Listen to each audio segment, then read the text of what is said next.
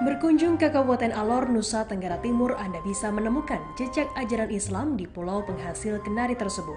Salah satunya adalah situs Al-Quran Tua. Situs Al-Quran Tua terdapat di Desa Alor Besar, Kecamatan Alor Barat Laut.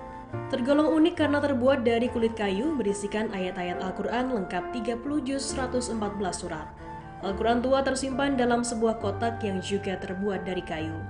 Nurdin Gogo, penjaga situs Al-Quran Tua, mengatakan situs Al-Quran Tua ini berasal dari Ternate, Maluku Utara dan merupakan pusaka dari Kesultanan Ternate. Situs Al-Quran Tua ini bermula ketika 5 Gogo bersaudara, yakni Ilyas Gogo, Yang Gogo, Jo Gogo, Boy Gogo, dan Kimales Gogo menghindari incaran Portugis sekaligus melakukan syiar Islam ke negeri bagian barat. Nurdin Gogo merupakan generasi ke-14 keturunan Yang Gogo. Ia menuturkan sekitar tahun 1500-an hingga 1522 Masehi, Sultan Bayanullah yang saat itu merupakan Sultan Ternate mengirimkan ekspedisi ke negeri-negeri bagian barat dari Ternate. Perahu Tumak Nina yang membawa 5 Gogo bersaudara berangkat dari Ternate ke bagian selatan dan barat, melewati Laut Banda dan terus menuju ke perairan utara Pulau Alor. Gogo bersaudara kehabisan bekal sehingga mereka memutuskan singgah di wilayah barat laut Pulau Alor, yakni Fateli atau Tanjung Bota yang sekarang bernama Desa Alila untuk mencari sumber air minum. Ketika hendak kembali, bertemulah mereka dengan Raja Baololong dari Istana Bunga Bali dan terjadilah percakapan dan pertukaran cenderamata.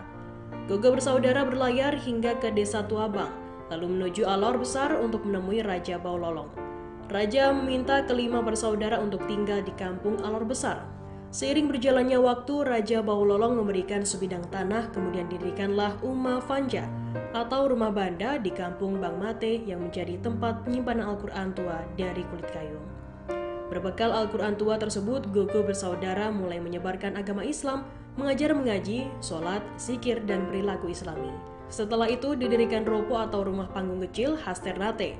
Ropo menjadi cikal bakal Masjid Babu Solah Desa Alor Besar. Kemudian Gogo bersaudara merasa warga kampung Bang Mate sudah memahami ajaran Islam dan berniat pergi ke daerah lain untuk mengajarkan agama Islam. Atas kesepakatan, Raja Baololong menikahkan Putri Bui Haki, putri bangsawan saudara Raja, dengan Iyang Gogo dan mereka menetap di Alor Besar. Sedangkan saudaranya yang lain, Ilyas Gogo pergi ke Desa Tuabang, Kecamatan Pantar Timur Alor, Jo Gogo pergi ke Desa Baranusa, Kecamatan Pantar Barat Alor, Boy Gogo pergi ke Solor, Flores Timur, dan Kimales Gogo pergi ke Desa Lerabaing di wilayah Alor Barat Daya. Pada tahun 1979 Uma Fanja terbakar, namun tempat penyimpanan Al-Quran Tua ini tidak terbakar sama sekali dan hingga saat ini masih tersimpan rapi. Meski beberapa lembar sudah terdapat lubang dan kotak kayu sudah mulai lapuk karena usianya yang sudah mulai tua. Setelah beredarnya informasi soal situs Al-Quran Tua ini sampailah kepada Kesultanan Ternate. Kesultanan Ternate ingin membuktikan benar atau tidak situs Al-Quran Tua dari Alor tersebut berasal dari Kesultanan Ternate karena di Kesultanan Ternate sendiri juga memiliki kitab Al-Quran yang terbuat dari kulit kayu. Pada tahun 2011, Nurdin bersama beberapa pegawai dari Kabupaten Alor diundang untuk hadir di Festival Lagu Gam di Ternate, Provinsi Maluku Utara. Saat itu, Sultan Ternate Mudafar Shah mengirimkan delegasi ke Alor Besar yang terdiri dari Wakil Sultan, Sekretaris Kerajaan, Wakil Wali Kota, dan Imam Masjid Ternate dengan misi khusus untuk memohon pada masyarakat Alor agar bersedia meminjamkan mushaf Al-Quran Tua untuk dipamerkan di festival. Pada tahun 2011, Al-Quran Tua pertama kali dipamerkan di Festival Lagu Gam Moloko Kiraha di Ternate, Provinsi Maluku Utara. Hasil penelitian Kesultanan Ternate, mushaf Al-Quran Tua yang masih utuh hanya ada di Alor NTT, sedangkan yang berada di Kesultanan sudah rusak padahal usianya lebih muda dibandingkan yang ada di Alor. Menurut Nurdin Gogo, kedatangannya bersama mushaf Al-Quran Tua disambut dengan upacara, tarian-tarian, dan juga tangisan masyarakat Ternate yang rindu berjumpa dengan keluarganya juga dengan mushaf Al-Quran Tua. Ikatan emosional ini memperkuat bukti bahwa Gogo bersaudara merupakan keturunan bangsawan juga pemilik sah pusaka Mushaf Al-Quran Tua. Ia juga mengungkapkan berdasarkan pencocokan kronologis sejarah, penuturan pelaku sejarah, dan juga hasil penelitian dari UIN Syarif Hidayatullah Jakarta, Al-Quran Tua diperkirakan berusia 1000 tahun. Abdurrahim Yapono, dosen UIN Syarif Hidayatullah Jakarta ketika melihat Mushaf Al-Quran Tua menuturkan bahwa situs ini mirip dengan Al-Quran yang tersimpan di Mesir. Hal ini dilihat dari papyrus bahan kertas pada zaman kuno, kemudian bentuk kaligrafi dan warna tintanya, sehingga layak diklaim sebagai Mushaf Al-Quran tertua di Asia Tenggara, bahkan satu-satunya di benua Asia sebagai situs peradaban Islam. Namun sampai sekarang tidak diketahui kulit kayu apa yang dipakai di Al-Quran Tua ini. Masyarakat Alor percaya Al-Quran Tua memiliki kekuatan supranatural yang mampu menarik minat pengunjung dari berbagai daerah. Nurdin Gogo berharap Dinas Kebudayaan Kabupaten Alor lebih memperhatikan situs-situs budaya yang ada di Alor, juga turut mempromosikan situs budaya yang ada.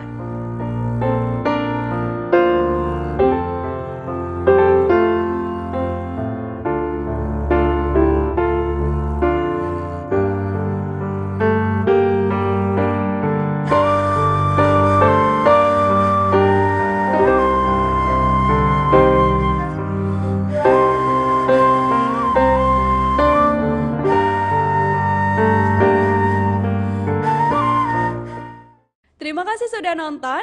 Jangan lupa like, subscribe, dan share ya.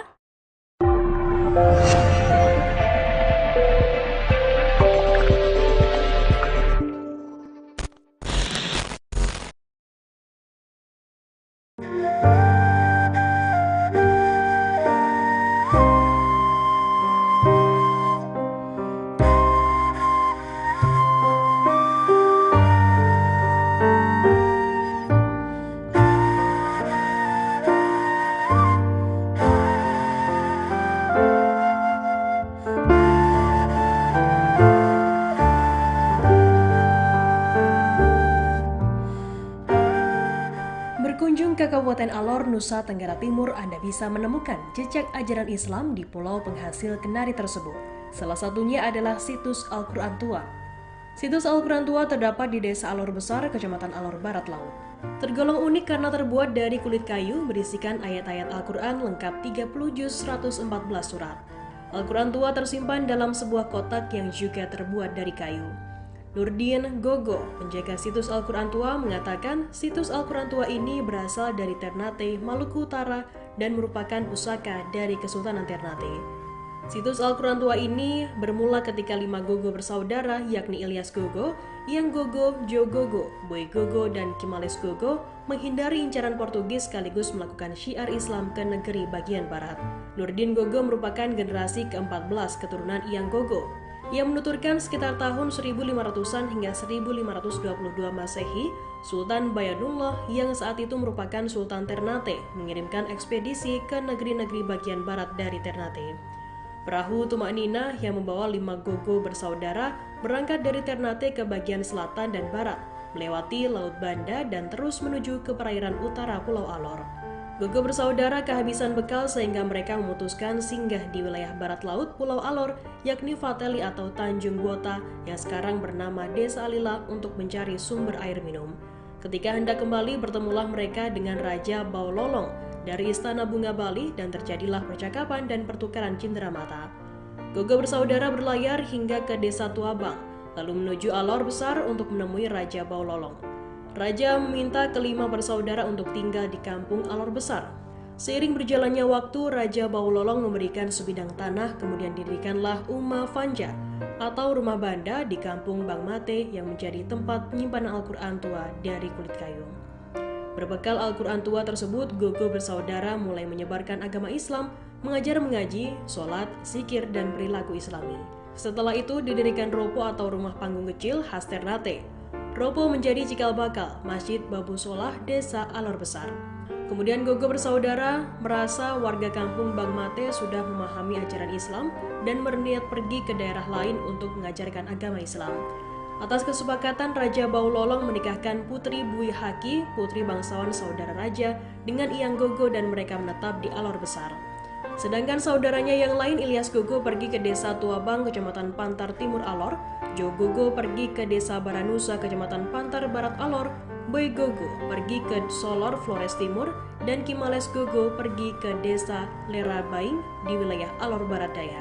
Pada tahun 1979 Umma Fanja terbakar, namun tempat penyimpanan Al-Quran tua ini tidak terbakar sama sekali dan hingga saat ini masih tersimpan rapi.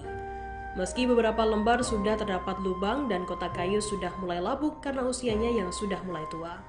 Setelah beredarnya informasi soal situs Al-Quran tua ini sampailah kepada Kesultanan Ternate. Kesultanan Ternate ingin membuktikan benar atau tidak situs Al-Quran tua dari Alor tersebut berasal dari Kesultanan Ternate, karena di Kesultanan Ternate sendiri juga memiliki kitab Al-Quran yang terbuat dari kulit kayu.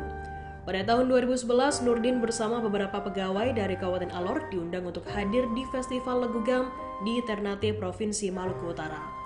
Saat itu, Sultan Ternate Mudafar Shah mengirimkan delegasi ke Alor Besar yang terdiri dari Wakil Sultan, Sekretaris Kerajaan, Wakil Wali Kota, dan Imam Masjid Ternate dengan misi khusus untuk memohon pada masyarakat Alor agar bersedia meminjamkan mushaf Al-Quran tua untuk dipamerkan di festival. Pada tahun 2011, Al-Quran tua pertama kali dipamerkan di Festival Legugam Moloko Kiraha di Ternate, Provinsi Maluku Utara. Hasil penelitian Kesultanan Ternate, mushaf Al-Quran tua yang masih utuh hanya ada di Alor NTT, sedangkan yang berada di Kesultanan sudah rusak padahal usianya lebih muda dibandingkan yang ada di Alor. Menurut Nurdin Gogo, kedatangannya bersama mushaf Al-Quran tua disambut dengan upacara, tarian-tarian, dan juga tangisan masyarakat Ternate yang rindu berjumpa dengan keluarganya juga dengan mushaf Al-Quran tua. Ikatan emosional ini memperkuat bukti bahwa Gogo bersaudara, merupakan keturunan bangsawan juga pemilik sah pusaka mushaf Al-Quran tua. Ia juga mengungkapkan berdasarkan pencocokan kronologis sejarah, penuturan pelaku sejarah, dan juga hasil penelitian dari UIN Syarif Hidayatullah Jakarta, Al-Quran tua diperkirakan berusia 1000 tahun. Abdurrahim Yapono, dosen UIN Syarif Hidayatullah Jakarta, ketika melihat mushaf Al-Quran tua menuturkan bahwa situs ini mirip dengan Al-Quran yang tersimpan di Mesir. Hal ini dilihat dari pairus bahan kertas pada zaman kuno, kemudian bentuk kaligrafi dan warna tintanya, sehingga layak diklaim sebagai mushaf Al-Quran tertua di Asia Tenggara, bahkan satu-satunya di benua Asia sebagai situs peradaban Islam. Namun sampai sekarang tidak diketahui kulit kayu apa yang dipakai di Al-Quran tua ini. Masyarakat Alor percaya Al-Quran tua memiliki kekuatan supranatural yang mampu menarik minat pengunjung dari berbagai daerah. Nurdin Gogo berharap Dinas Kebudayaan Kabupaten Alor lebih memperhatikan situs-situs budaya yang ada di Alor, juga turut mempromosikan situs budaya yang ada.